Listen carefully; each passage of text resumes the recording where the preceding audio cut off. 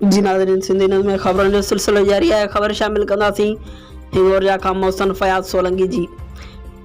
Hingoria town committee Setharia जे मुलाजिम Mushtaq Hussain Sheikh national press club Hingoria ते टाउन कमेटी सेठारिया जे इंतज़ामिया ख़िलाफ़ एहतजाज कंदे मीडिया सां ॻाल्हाईंदे चयो त 2014 खां टाउन कमेटी सेठारिया में कचो मुलाजिम भर्ती थियल आहियां।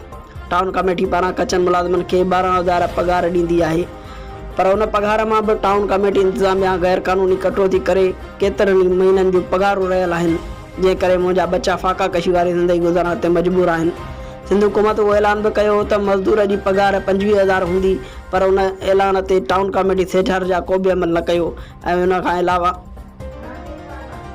ऐं उन ऐलान खे हवा में उॾाए छॾियो। हुन वज़ीर आला सिंध ऐं आला अख़्तियारनि खां मुतालबो कयो त मूंखे पको कयो वञे ऐं रहियल पघारूं ॾिनियूं वञनि, न त डीसी खैरपुर जी ऑफिस ॾाढो भरपूर एहतजाज कयो वेंदो।